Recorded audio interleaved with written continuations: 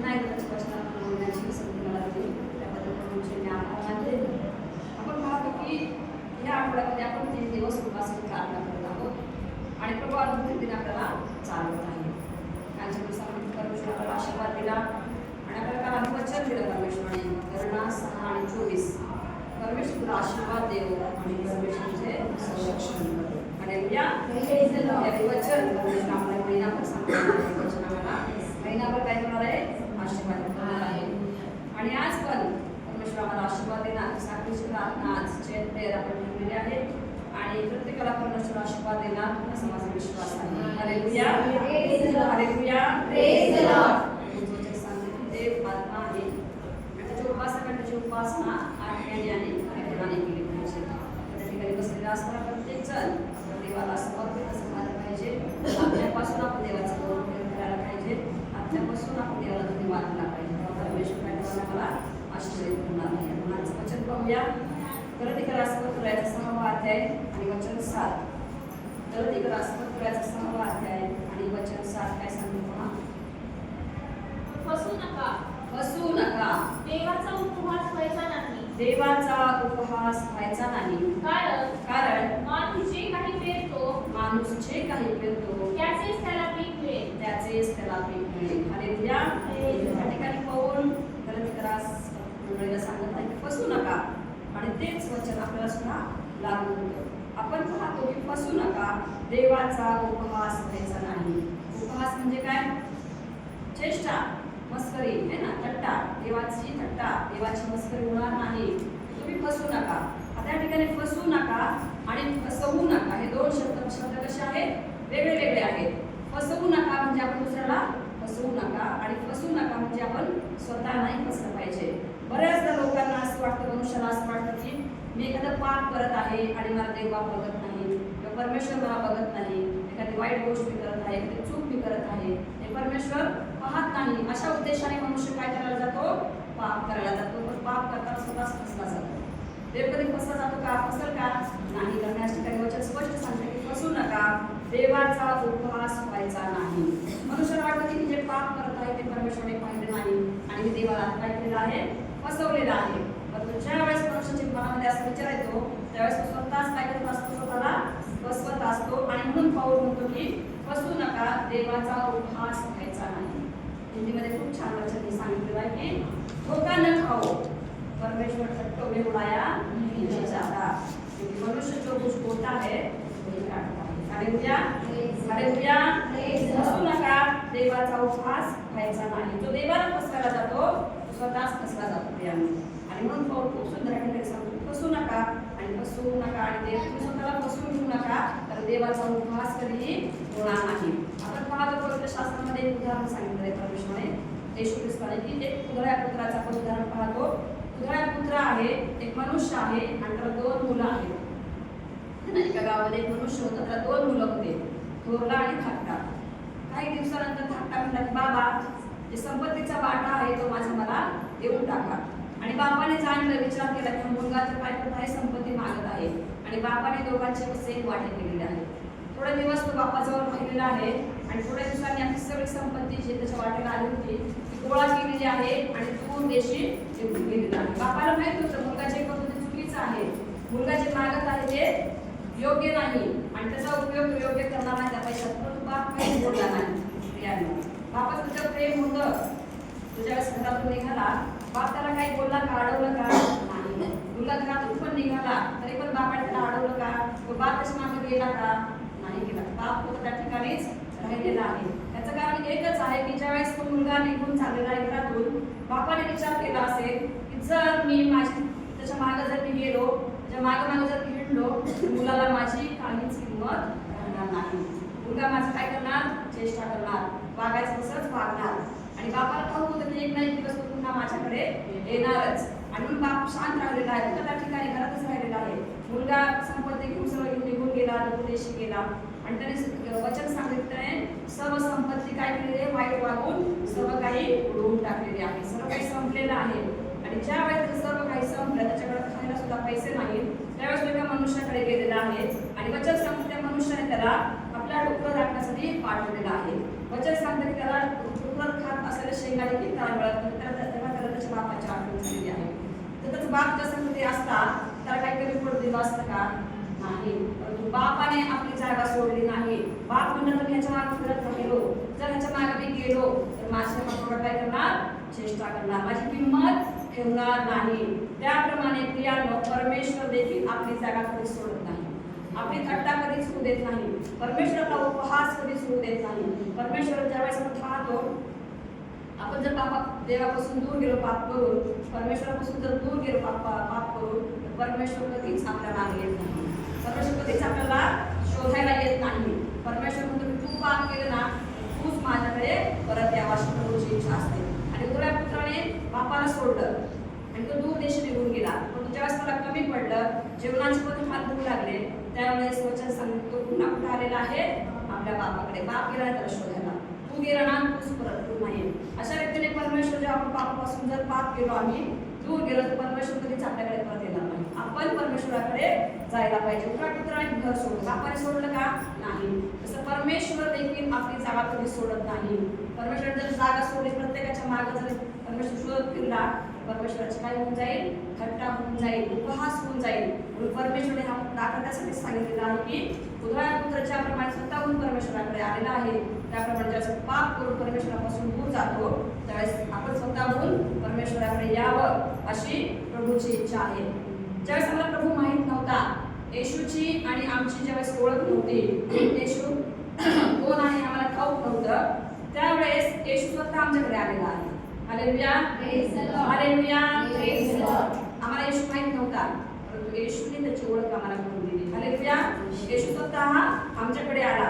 परंतु ज्यावेळेस मला येशूची ओळख झाली, येशूला ओळखत आहे आणि मी प्रभूवर माझा विश्वास आहे, आणि जर मी पाप करून प्रभूपासून दूर गेले, प्रभू कधीच आमच्याकडे परत येणार नाही. आम्हाला त्याच्याकडे जायला पाहिजे. हालेलुया. आपण पाहतो मोशेला पण देवाची ओळख नव्हती, परंतु देवाने मोशेला त्याची ओळख करून दिलेली आहे. हालेलुया. अब्राहमाला देवाची ओळख नव्हती, देवाने अब्राहमाला देखील देवाची ओळख करून दिली. स्वतः देव त्यांच्याकडे गेलेला आहे ना. मी अब्राहमाचा, मोशेला म्हणतो मी अब्राहमाचा, इसाकाचा देव आहे, आणि प्रभू त्याला दर्शन दिलं. आणि ते सेवक सुद्धा प्रभूच्या इच्छेप्रमाणे वागले, ते कधी त्याच्यापासून दूर गेलेले नाही का. आणि मनुष्य देवाला ओळखत असून सुद्धा जर त्याच्यापासून दूर गेला, तर देव तुम्हाला शोधत नाही. देवाची एकच इच्छा असेल, त्याला पुन्हा माझ्याकडे यावा. म्हणूनच परमेश्वर वचन सांगते की परमेश्वर ठुकटो में उडाया नाही जाता. देवाचा उपहास कधीही व्हायचा नाही. देव आपली जागा कधी सोडत नाही प्रियांनो. आणि म्हणून देवाची इच्छा एकच असते, तू लांब गेला ना माझ्यापासून, तूच माझ्यापासून माझ्याकडे जवळ. आम्ही परमेश्वराला फसवायला बघतो. एखादं पाप आम्ही केलं तर आम्ही म्हणतो की हा प्रभूला काय फसला, ते प्रभूला फसवलं. प्रभू कधीच फसला जात नाही. वचनच सांगते की देवाचा उपहास व्हायचा नाही, देवाची चेष्टा व्हायची नाही. आणि म्हणूनच पवित्र शास्त्रामध्ये एक असा मनुष्य आहे की ज्याने प्रभूला फसवायला बघितलेला आहे. माहिती का कोण आहे? पवित्र शास्त्रामध्ये एक मनुष्य आहे की ज्याने प्रभूला फसवायला गेला, परंतु स्वतःच फसलेला आहे. कोण आहे? कोण आहे? हालेलुया. त्याने सांगितलं योना. हालेलुया. त्याने प्रभूला काय केला? फसवायला बघितला. प्रभूने त्याला काय सांगितलं? निर्वेश राजा, त्या ठिकाणी पाप खूप वाढलेला आहे, त्या ठिकाणी संदेश सांग, लोकांना पापापासून परावृत्त कर. प्रभू त्याने काय केलं? प्रभूला फसवायला बघितला आणि प्रभूपासून लांब पळून चाललेला आहे. आणि कुठं चाललेला आहे? निघून तार्शिसास. आणि तो स्वतःच फसलेला आहे. आणि वचन सांगते समुद्रामध्ये मोठ्या प्रभूने काय केलेलं आहे? वादळ सोडलेला आहे. समुद्रात सापडला. सर्व लोक घाबरले, आता काय करायचं, आता काय करायचं. परंतु योना आपल्या जहाजाच्या तळाशी जाऊन गाढ झोपेत पडला. त्याला वाटलं मला इथं कोणी बघणार नाही, आहे ना, इथं मला परमेश्वर पण पाहणार नाही, कोण पण पाहणार नाही. वचन सांगते परमेश्वराचं नेत्र अखिल पृथ्वीचं काय करतात? निरीक्षण करतात. परमेश्वर पाहत नव्हता का योनाला?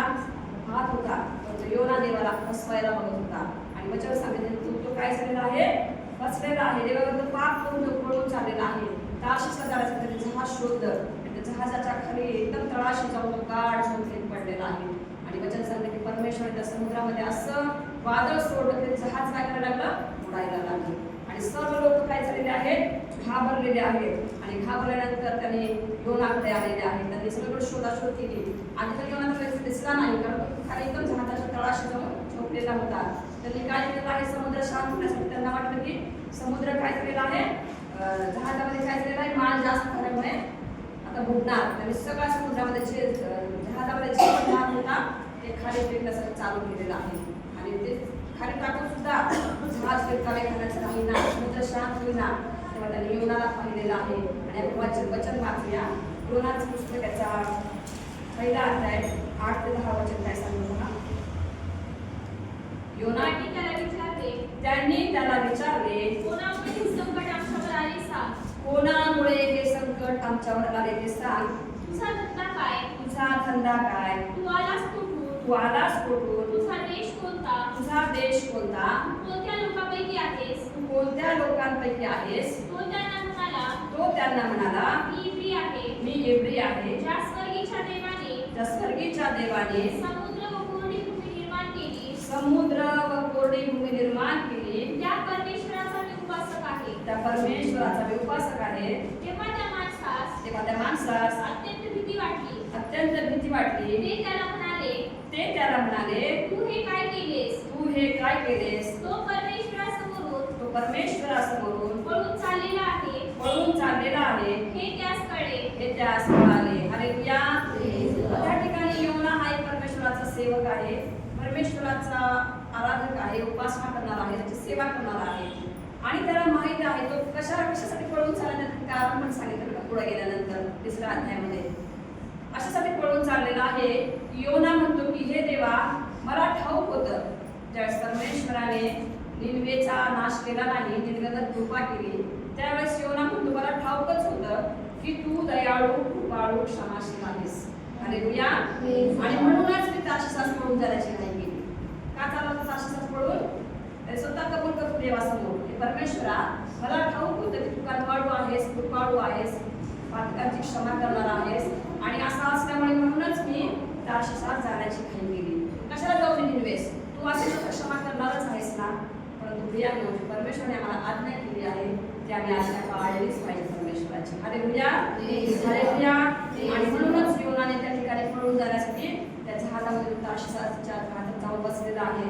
आणि जे लोक परमेश्वराला ओळखत नव्हते, जहाजामधले लोक देवाला ओळखत होते का? नाही. त्यांनी योनाला सांगत आहेत, तू हे काय केलं?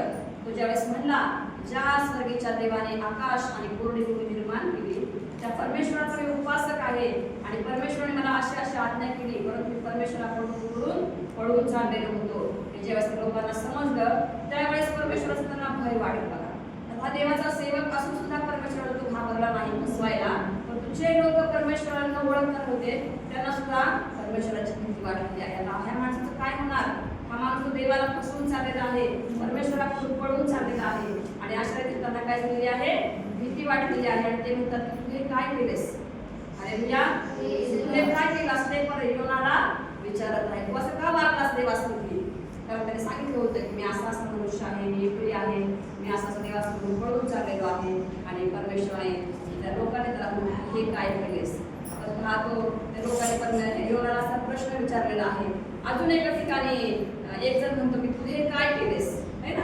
आपण पाहतो कोण म्हणलेलं आहे, तू हे काय केलेस? आज्ञा मोडल्यानंतरच बरं का स्वतः परमेश्वर म्हणत आहे. आपण पाहतो ज्यावेळेस उत्पत्तीमध्ये देवाने हे केलं, मनुष्याला निर्माण केलं, आदाम आणि हवेला, त्यावेळेस प्रभूने सांगितलं की हे फळ खाऊ नका.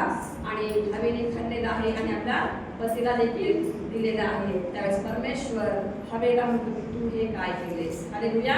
तिने देखील परमेश्वराची आज्ञा मोडली ना, आदाम आणि हवेने. आणि ह्या ठिकाणी योनाने देखील परमेश्वराची काय केलेली आहे? आज्ञाला फसवायला बघितलेलं आहे. परंतु परमेश्वराचं सांगतं वचन सांगतं की परमेश्वराचा देवाचा उपवास कधीही होणार नाही, देव कधीही फसला जाणार नाही. परंतु जो कोणी देवाला फसवून पाहतो स्वतःच फसला जातो. अशा रीतीने योनाने परमेश्वराला फसवायसाठी पाहिलं, परंतु स्वतःच काय झालेलं आहे? फसलेला आहे. आणि समुद्रामध्ये तो गाढ झोप घेत पडलेला आहे. त्याला वाटतं परमेश्वर मला या ठिकाणी पाहणार नाही. परंतु प्रियांनो, योनापेक्षा पण आपण पाहतो दाविदाला परमेश्वराची अधिक ओळख होती. दावीद अधिक परमेश्वराच्या जवळ होता. आणि म्हणूनच दावीद काय म्हणतो पहा, स्तोत्रसंहिता 139 आणि 7. योनाला कळालं नाही, मी या ठिकाणी झोपलोय, मला परमेश्वर पाहत आहे. त्याला वाटलं परमेश्वर मला बघत नाही. जहाजाच्या खाली एकदम तळाशी गाढ झोप घेत पडला होता. पण दावीद काय म्हणतो पहा, मी तुझ्या आज्ञापासून कोठे निघून जाऊ? मी तुझ्या आज्ञापासून कोठे निघून जाऊ? मी तुझ्या समक्षतेपासून कोठे पळून जाऊ? मी तुझ्या समक्षतेपासून कुठे पळून जाऊ?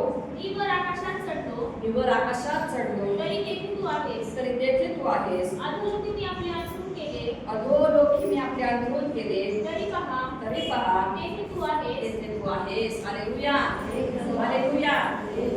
योना तर काहीच नाही, जहाजामध्ये होता. दावीद म्हणतो अधोलोकी जरी मी आपले अंतरून केले तर हे परमेश्वराचे तर तुम्हाला बघणार आहेस. Hallelujah, hallelujah. आणि म्हणून मी पापात पडलो तर मलाच देवाजवळ जावं लागणार आहे, है ना? कारण देव मला सर्वत्र पाहत आहे. पाप करून मी देवापासून जर पळून चाललो तर परमेश्वर कधीच आम्हाला सोडणार नाही. आमच्या पापाची काय करणार नाही, देवाचा उपवास तर होणारच नाही, परंतु आम्ही स्वतःच काय करणार आहे, फसवले जाणार आहोत. हालेलुया. आता योना एक देवाचा सेवक होता, देवाची सेवा करणार होता प्रियांनो. परंतु आम्ही परमेश्वरासाठी काय करतो ह्यापेक्षा आम्ही परमेश्वरासाठी कसं वागतो ना हे महत्वाचं आहे. हालेलुया. आम्ही परमेश्वरासाठी काय करतो ह्यापेक्षा परमेश्वरासाठी आम्ही कसं वागतो हे महत्वाचं आहे. आता आम्ही देवाची सेवा करत आहे, आम्ही देवाचं स्वतः सांगत आहे, आम्ही आजाराची प्रार्थना करत आहे, हे काम तर होणारच. प्रभूचा आत्मा आमच्यामध्ये आहे तो करून घेणारच. परंतु आमचं वैयक्तिक जीवन येशूसाठी कसं आहे हे महत्वाचं आहे. आम्ही देवासाठी कसं वागतो हे महत्वाचं आहे. आणि म्हणून प्रभू येशूने ह्या जगामध्ये असताना ज्यावेळेस प्रभू येशू राजाच्या घरी जायचा, आपण वाचतो ना, मार्था आणि मरिया दोघींच्या घरी तो उतरायचा, त्यावेळेस मार्था काय करायची, प्रभूसाठी स्वयंपाक करायची, खानावर म्हणजे जेवण बनवायची आणि प्रभूची काळजी घ्यायची. परंतु मरिया जी होती ती काय करायची, प्रभूच्या चरणाजवळ बसून त्याचे वचन ऐकायची. दोघी तर प्रभूसाठीच करायच्या ना, परंतु जे आत्मिक गोष्टीसाठी अधिक झटतात ना त्यांच्या प्रभू अधिक प्रेम करतात. आणि म्हणून ती मार्था काय करायची, प्रभूचं वचन ऐकायची. आणि ज्यावेळेस मरिया, परंतु ज्यावेळेस मार्थेने येऊन प्रभूला सांगितलं, प्रभूजी माझ्या बहिणीला सांगा माझ्या खूप कामाचा ताण पडत आहे, दोघी पण प्रभूसाठीच करायच्या, ती पण प्रभूसाठीच झटायची मार्था पण. प्रभू तिला म्हणतो की मार्था तू वेगळं करू नको, तर मरियाने काय केलेलं आहे, चांगलं वाटा म्हणून घेतलेलं आहे. पुष्कळ गोष्टींविषयी दगदग करतेस, काळजी करतेस, परंतु एकाच गोष्टीचं किंबहुना एकाच गोष्टीचं अगत्य आहे की मरियेने चांगला वाटा निवडून घेतला आहे आणि तो तुझ्यापासून काढून घेतला जाणार नाही. हालेलुया. आणि म्हणून ती मरिया प्रभूचं वचन ऐकत होती. आणि दुसरी गोष्ट जर आपण पाहिली तर प्रभू येशू एका ठिकाणी पुरुषाच्या घरी जेवायला गेलेला असताना प्रभू येशू बसलेला आहे आणि पुरुषाने त्याला जेवण केलेलं आहे चांगलं. पुरुषाने त्या ठिकाणी पेत्र पण आहे, योना त्याचे शिष्य पण आहेत आणि त्यांनी येशूला जेवण दिलं होतं ना. परंतु ज्यावेळेस एक पापी स्त्री त्या गावात आली आणि प्रभूच्या आसवाने, प्रभूचे चरण आपल्या आसवाने त्यांनी पुसू लागले आणि आपल्या केसाने काय करू लागले, पुसू लागले. आणि प्रभूला ते खूप आश्चर्य वाटलं आणि सगळेजण कुरकुर करू लागले, पुरुष कुरकुर करू लागले की जर हा देवाचा पुत्र खरंच असता ही स्त्री कोण आहे, आपल्याला शिकणारी स्त्री कोण आहे, त्याने काय केलं असतं, ओळखलं असतं. आणि प्रभू त्यांच्या मनात विचार चालून त्यांना एकच करून सांगितले की तुमच्या घरी आल्यापासून तुम्ही मला पाय धुवायला पाणी दिले नाही, परंतु ज्या वेळेसपासून मी आलो तेव्हापासून ही स्त्रीच्या आसवाने माझे पाय काय करत आहे, धुवत आहे. म्हणून प्रियांना आम्ही प्रभूसाठी काय करतोय महत्वाचं नाही, आमची वागणूक प्रभूसाठी कशी आहे हे महत्वाचं आहे. Hallelujah, hallelujah. आणि महत्वाच्या शांती फसू नका, देवाचा उपवास व्हायचा नाही, कारण मनुष्य जे काही करतो त्याचंच पीक त्याला काय मिळणार आहे, मिळणार आहे. आणि म्हणून हा योना जो होता तो फसवायला गेला देवाला, त्याला वाटलं की देवाला फसवतो, तो स्वतःला काय झालेला आहे, फसलेला आहे. आपण पाहतो शाऊल राजाबद्दल जर आपण पाहिलं, पहिली राजाचा 15-16 अध्याय, त्याच्यामध्ये शाऊल राजाला सांगितलं शमूएलने की तुम्ही मिस्र देशामध्ये येत असताना मार्गामध्ये अमालेकी एक देश होता आणि त्या देशाने इस्रायल लोकांना खूप त्रास दिलेला आहे त्या लोकांनी, तर तू आता जा आणि इस्रायल लोक अमालेकांना मार दे, असं कोणी सांगितलं, परमेश्वराने शाऊल राजाला सांगितलेलं आहे. परंतु एक गोष्ट कर, त्यांना मार देत असताना त्यांचं सर्वस्वाचा खूप संहार कर, त्याच्यातलं काही सोडू नको, जिवंत सोडू नको, सगळं काय कर तू नायनाट कर. आणि ह्याला वाटलं की खरोखर देवाने मला आज्ञा केलेली आहे, तो गेलेला आहे त्या लोकांना मार देण्यासाठी. तो ज्यावेळेस तो गेला त्याला जे जे चांगलं दिसलं ना त्याच्यातलं ते स्वतःसाठी घेऊन आलेला आहे आणि तो आलेला आहे आपल्या घरामध्ये ठेवलेला आहे. परमेश्वराने पाहिलं तर परमेश्वर मला पाहत नाही, परंतु परमेश्वराने शमूएलला पुन्हा एकदा त्याच्या घरी पाठवलं आणि जा, त्याने माझ्या विरुद्ध वागलेलं आहे, त्याने माझ्या आज्ञा मोडलेली आहे, त्याला फसवलेलं आहे. आणि शमूएल गेल्यानंतर शमूएल म्हणतो की तुला आज्ञा घेतली ना परमेश्वराने, तू का त्याच्यात चांगल्या चांगल्या गोष्टी घेतल्या? तो म्हणतो मी परमेश्वराचा शब्द पाळलाय, मी काहीच नाही घेतलं, फक्त देवाला यज्ञ करण्यासाठी मी गाय आणि बैल आणलेले आहे. परंतु शमुएल म्हणतो की जसं परमेश्वराचा शब्द पाळला त्याला संतोष होतो, तसा यज्ञाने बहुमानी होत नाही. त्या ठिकाणी परमेश्वराला फसवलं, परंतु परमेश्वर कधीही फसला जात नाही. Hallelujah, hallelujah. मला अनेक वेळा वाटतं की परमेश्वर आम्हाला पाहत नाही, आम्ही ही चूक करत आहोत, आम्ही असं वागत आहोत, परमेश्वराच्या विरुद्ध जात आहोत, परमेश्वर आम्हाला पाहत नाही. परंतु प्रियांनो, जेवढं आम्ही परमेश्वराच्या विरुद्ध जातो, परमेश्वराला फसवायला जातो, तेवढंच आम्ही काय करतो? फसला जातो. आपण बाहेर या ठिकाणी येऊन आणि कशा रीतीने परमेश्वराला फसवायला गेला, परंतु तोच फसलेला आहे. आणि वचन सांगितलं ज्यावेळेस त्या लोकांनी उचलून समुद्रामध्ये फेकलं आणि वचन सांगितलं परमेश्वराने मोठा मासा त्याला गिळण्यासाठी तयार केलेला आहे आणि तो माशाच्या पोटामध्ये गेलेला आहे. आणि त्या ठिकाणी म्हणतो पश्चाताप करतो, त्याला त्याची चूक समजते आणि तो काय म्हणतो पहा, योना याचा दुसरा अध्याय दुसरं वचन, योना याचा दुसरा अध्याय दुसरं वचन.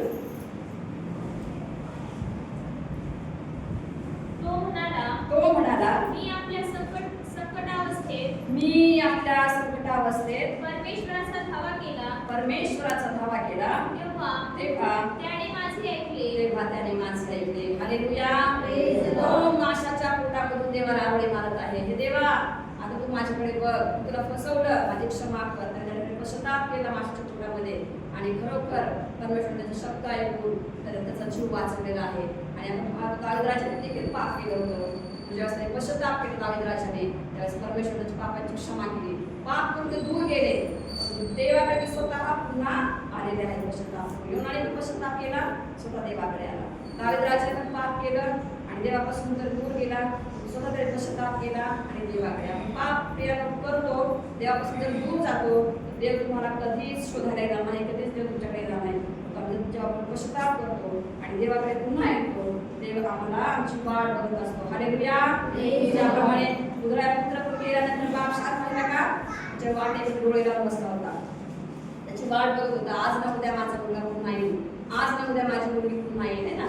त्याप्रमाणे परमेश्वर देखील आमची वाट पाहत असतो आणि परमेश्वरापासून जर दूर गेलो, परमेश्वर आमची वाट पाहत असतो. आणि ज्यावेळेस पश्चाताप करून प्रभूकडे पुन्हा येतो, परमेश्वर आमच्या पापाची क्षमा करून पुन्हा आम्हाला आपल्या जवळ घेतो. ह्या वर्षाचा परमेश्वर तुम्हाला मला आशीर्वाद